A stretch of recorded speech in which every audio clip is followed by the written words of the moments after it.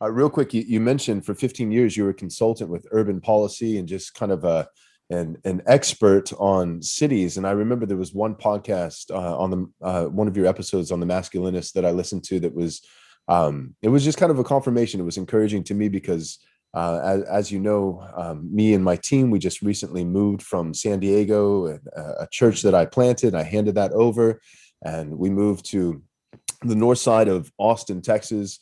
I wanted to get out of crazy California, and I always have to clarify this because people will be in the comment section and they'll be like, "Does he know what Austin is?" Right? He wanted to leave California, but we're in Williamson County, so not Travis County is where Austin is, and so we're just enough away from Austin to where hopefully our police don't get defunded, but close enough to Austin to where there's opportunity and for ministry and for evangelism, but also we're close enough to the tech and the culture and the developments, and we want to be able to benefit from that. We also want to be able to influence and shape that. But I remember listening to that episode where you were talking about cities, and it just made me think about San Diego. San Diego was rated, I think it was back in 2015, but there was a study that was done. It said it was the number one worst city in America to build wealth, in terms of, obviously there are not many, but a few cities with a higher cost of living like San Francisco, Washington, D.C.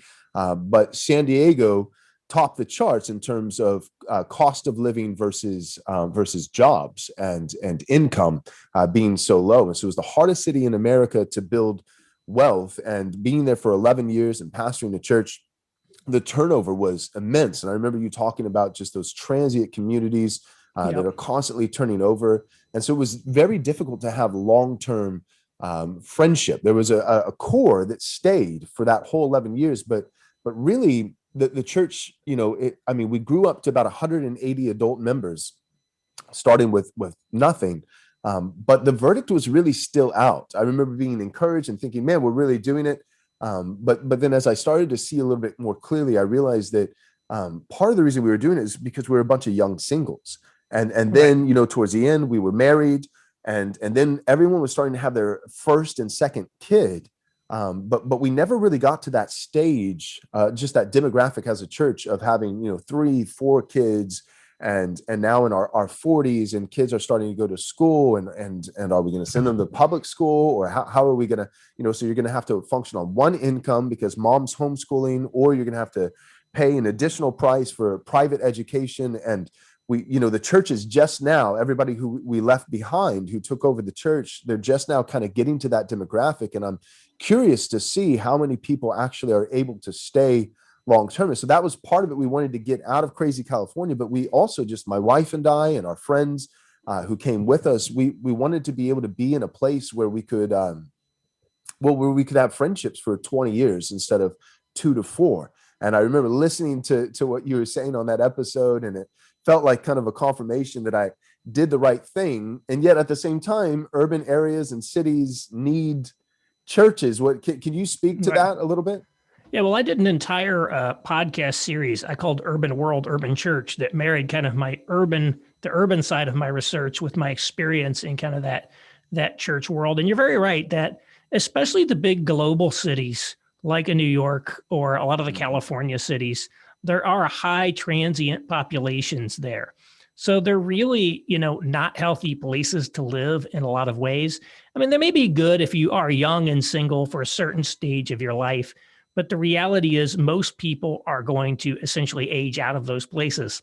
Right. And if you stick around too long, you could really end up doing some damage to your life. There's a ton of people in these churches in New York who are, now in their 30s and 40s and single and no prospect of Right. finding a husband or a wife. And there's a lot of people who are very unhappy and a lot of pain there.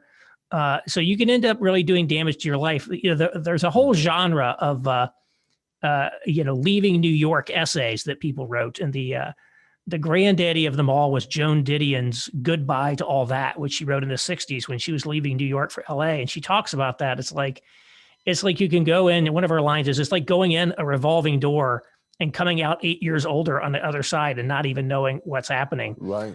And so that's true, I think, in a lot of these bigger cities. Now, I live in Indianapolis, which, there's 900,000 or so people.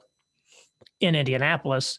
And it's a bit different, though. It's mostly people who are pretty rooted here. And you can have those kind of long-term relationships. But yeah, you look at these churches, these big global city churches, I think one of the things that characterizes them is a very high churn population. And the people who stay long-term are often people who are very wealthy or very affluent. Right. And so if you're not in that category, chances are you're not going to be hanging out with them, right? You tend to hang out with people who are sort of more in your kind of, socioeconomic level. It's not that they're bad people, but you're not going to be, going skiing in Vail with them every weekend. You're not going to all the same fundraisers with them. And, they're super busy people. They've only got so many cycles in the day. And, they can only spend so much time on kind of, younger, less high wattage people. So I think it becomes very difficult to sustain long-term relationships in the city, in these places. And again, you have churches. It's sort of like the consulting business. I don't really like the consulting business in the sense that, you sign a project and you do it, and then you have no revenue. Again, you have to sign a new project. So part of the challenge of a consulting business is not only do you have to grow your business, but you have to be replacing your business every single year. Every single year, you essentially have to resell your whole book of business in a sense. Right. And it's like that for some of these big churches. Like if you go to Tim Keller's Redeemer New York City Church, I bet there's a very high percentage turnover there every year. So just to keep the church from shrinking, they have to be bringing a bunch of new people in the door. A ton of people.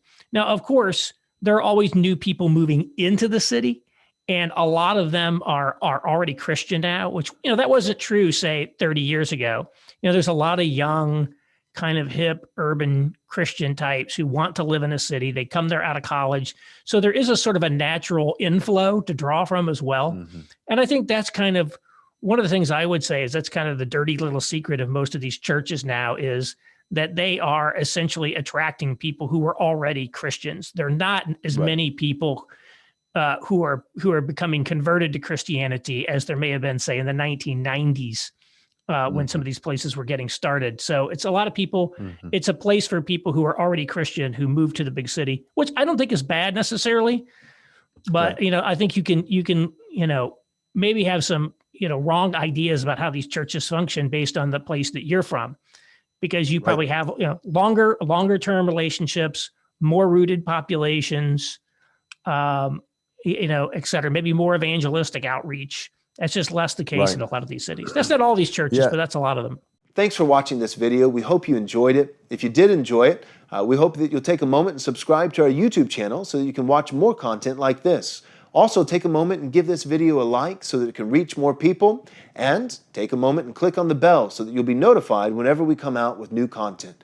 Thanks so much. God bless.